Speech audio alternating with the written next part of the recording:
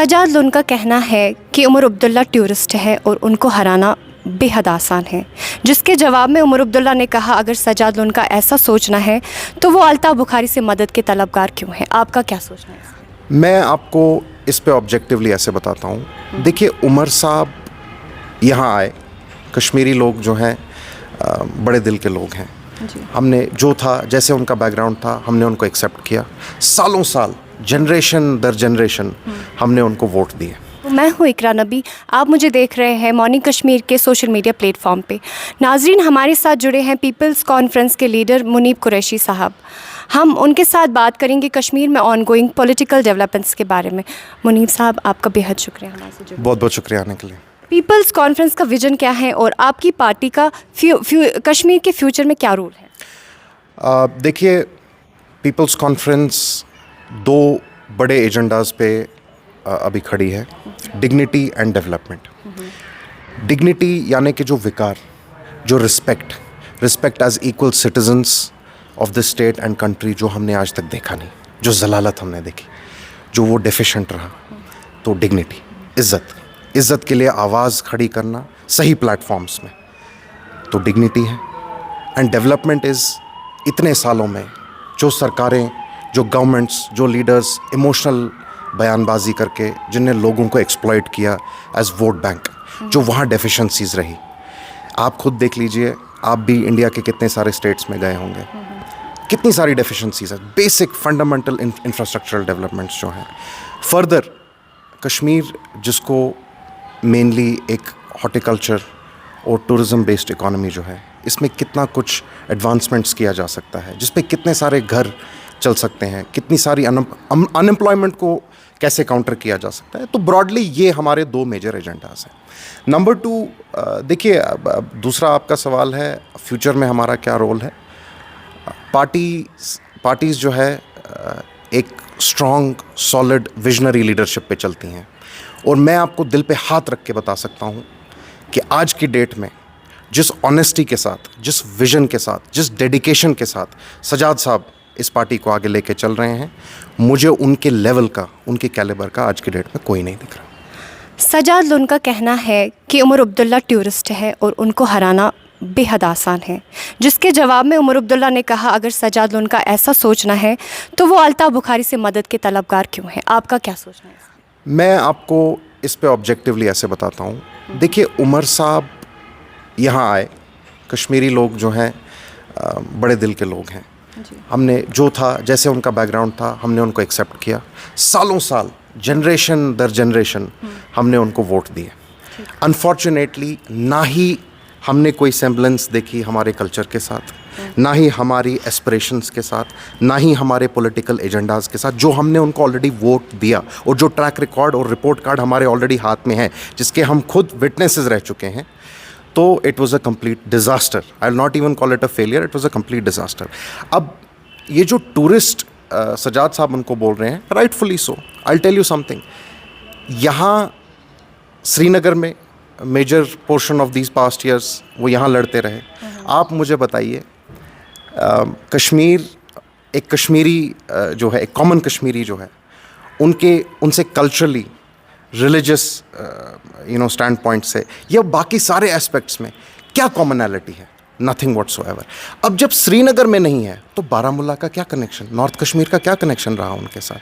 आज अब उनकी सियासी ज़मीन जो है तंग हो गई, तो अब बड़गाम से धक्का खा के, गांदरबल से धक्का खा के, श्रीनगर से धक्का खा के, this is a desperate act, this is an act of escapism.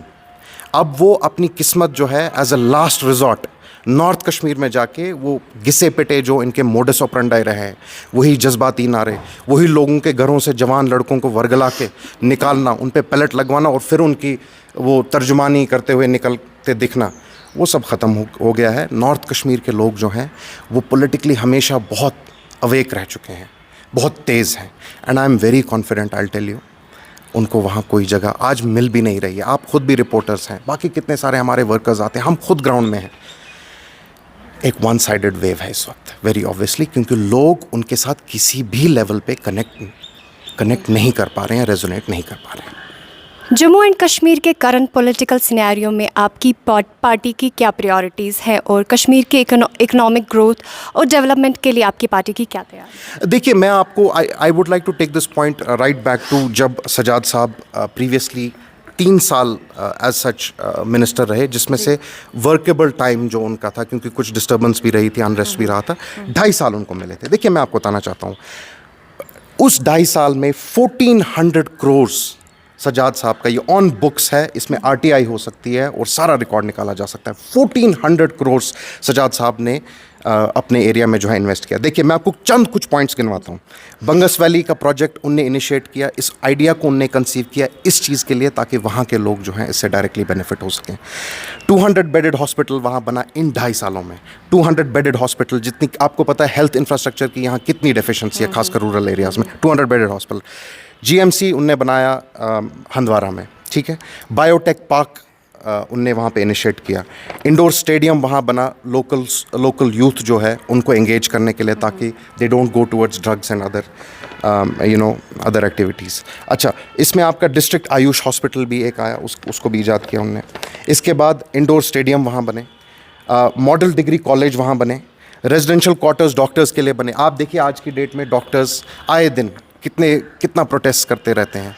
क्या किया सक्सेसिव गवर्नमेंट्स ने, लेगेसी गवर्नमेंट्स ने क्या किया उनके लिए, ये सोचते हुए भी देखिए कितना हॉलिस्टिक और कॉम्प्रहेंसिव है जो है। इसमें आपके अकोमोडेशन बने, residential quarters for doctors, old age pension 200 rupees से 1000 रुपीज़। और आज आप उन पसमानदा लोगों को जाके पूछिए, वो 200 रुपये से 1000 रुपीज़, कितना बड़ा सिग्निफिकेंट चेंज है उनके लिए। Model boarding school for orphans, यहाँ अनाथों पे और जो बेचारे जिनके घर जल गए और जो इस मिलिटेंसी और इस अनरेस्ट के विक्टिम रहे, उनके नाम पे सब सियासत करते हैं, लेकिन जब ग्राउंड पे काम करने की बात आती है, ये सजाद साहब ने इम्प्लीमेंट करके दिया है, ठीक है जी। तो अच्छा, मैं एक और इंसिडेंट आपको बताना चाहता हूँ जो डिग्निटी को लेके है। आपको याद होगा, एक इंसिडेंट हुआ था आज से बहुत साल पहले, जहाँ एक आम शहरी को एज ह्यूमन शील्ड इस्तेमाल किया गया था। उस पर बहुत हल्ला हंगामा हुआ, बहुत सारे लोगों ने पॉलिटिकल माइलेज लेने की कोशिश की। आज भी जाके उनको पूछिए, उनको कुछ रिलीफ उसके लिए मिला? नहीं मिला। वाइल एज सिमिलर इंसिडेंट हुआ हंदवारा में, और रिकॉर्ड चेक कर लीजिए आप, डिजिटल प्रिंट मीडिया निकाल लीजिए या गवर्नमेंट रिकॉर्ड्स निकाल लीजिए। सजाद साहब वहाँ खुद in person on the ground गए अपने वर्कर्स को लेके, and he made it a point कि उनकी नज़रों के सामने वो वहाँ बैंकर हटा लिया गया, और वहाँ एक क्रिकेटर, एक यंग डायनेमिक प्रॉमिसिंग क्रिकेटर की डेथ हुई थी, उनके नाम पे उनने वहाँ पे एक प्लेग्राउंड डेडिकेट किया। तो देखिए, मैं बात कर रहा हूँ जो हमने डिलीवर कर रखा है, based on things he has delivered only in 2.5 years। 9 parliamentarians गए हैं नॉर्थ कश्मीर से नेशनल कॉन्फ्रेंस के, वो हमें 5 काम गिनवा दें, 5 बड़े इम्पैक्टफुल काम। तो ये अगर 2.5 साल का रिजल्ट है, आई एम वेरी कॉन्फिडेंट, मैं खुद बहुत कन्विंस्ड हूँ, इसीलिए खुद इस पार्टी में हूँ और सजाद साहब के पीछे खड़ा हूँ, कि अगर और इंशाल्लाह जब हम सजाद साहब को पार्लियामेंट में भेजेंगे, ये कश्मीर की तारीख में सबसे फ्रूटफुल और सबसे चेंज लाने वाला एक टेन्योर रहेगा। आपकी पार्टी की दूसरी लोकल और नेशनल पार्टीज़ के साथ किस तरह की रिलेशनशिप्स है? क्रिटिक्स का कहना है कि आपको बीजेपी ने नोटिस में लाया और बीजेपी की वजह से आप टिके हैं, उस पर आपका क्या कहना है? I will tell you, historically अगर आप देखेंगे, this statement has no legs. सबसे पहले इस पार्टी, ये एक बहुत पुरानी पार्टी है, और इस पार्टी की लेगेसी अगर आप देखेंगे, उसमें शहादत है। शहीद गनी लोन साहब ने अपनी जान दे दी लोगों का नुमाइंदा बनने के लिए, नंबर 1। नंबर 2, सजाद गनी लोन साहब ने 3rd डिग्री टॉर्चर देखा है, जेल देखा है, इनमें से मुझे कोई एक दिखा दे। और टॉर्चर और जेल और परसिक्यूशन, ये वो बोलता है जो उस दौर में लोगों के लिए खड़ा होता था, जो अगेंस्ट द वेव जाके आउट इन दी ओपन लोगों के हक के लिए बात करता था, नंबर 2। नंबर 3, आप वैसे देख लीजिए हमारे वर्कर्स की कितनी शहादतें हुई हैं, ग्राउंड लेवल वर्कर्स। क्यों? क्योंकि उनको ऐसे एक वो मर्डरस डिस्कोर्सेस चलाए गए नेशनल कॉन्फ्रेंस के दफ्तर से, उनको ऐसे टैग किया गया क्योंकि वो उनके पीछे काडर था, उनके पीछे लोग थे। वो लोगों की नुमाइंदगी कर रहे थे, उनको टैग लगा के उनकी जानें ले ली इन लोगों ने।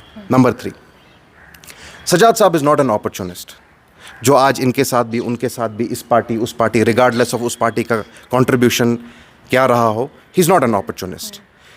ही इज़ वेरी आर्टिकुलेट। उनको पता है यहाँ अगर ये कदम लेने से मेरे लोगों को बेनिफिट हो रहा है, then that is where I will be. So he is not somebody who's hungry for attention, जो अटेंशन फोकस मीडिया स्पॉटलाइट के लिए भूखे हैं, ऐसा नहीं है। He is very grounded, he is grounded, his feet are firmly into the ground, he is very clever, उनको बहुत अच्छे से पता है, he is very intelligent as well, वो आप सब ने भी नोटिस किया होगा। And because People's Conference workers and particularly Sajad Saab is so articulate, they are a direct threat for National Conference's existence, क्योंकि National Conference की existence जो है वो सारी जज्बाती जो है ना नारे, झूठ, फरेब, that is what it is all based on. अब I want to come back to another point. देखिए आपने कहा सजाद साहब and People's Conference is in alliance with other parties, Bukhari साहब and all of that.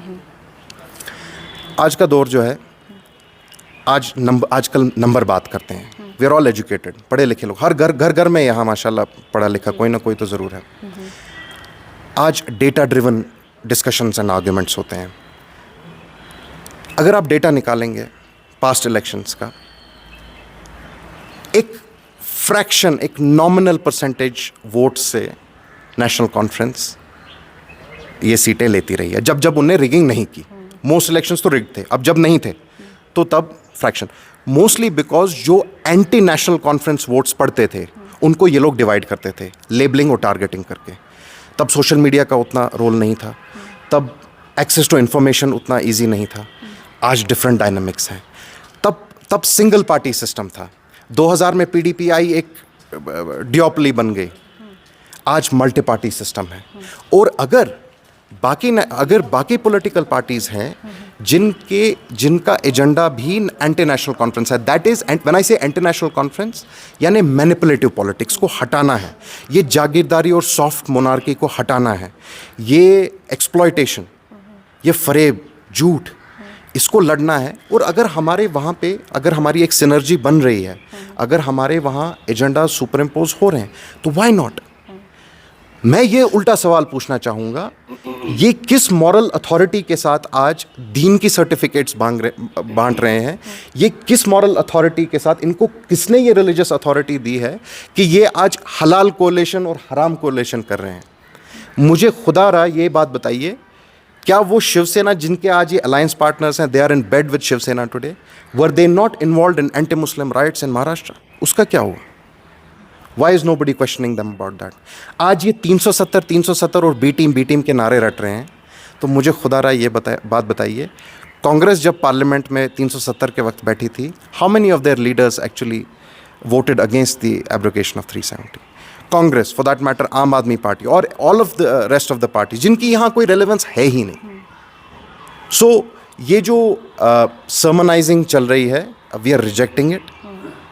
आज का यूथ पढ़ा लिखा है, आज हम कंसोलिडेट कर रहे हैं एंड वी हैव डिसाइडेड कि हम एक डिसाइसिव फाइट देंगे इस मैनिपुलेटिव पॉलिटिक्स को। Thank you so much Munib Qureshi साहब हमारे साथ जुड़े रहने के लिए। नाजरीन, ये थे पीपल्स कॉन्फ्रेंस के लीडर मुनीब कुरैशी साहब। हमें दीजिए इजाज़त। खुदा हाफिज़ नासिर।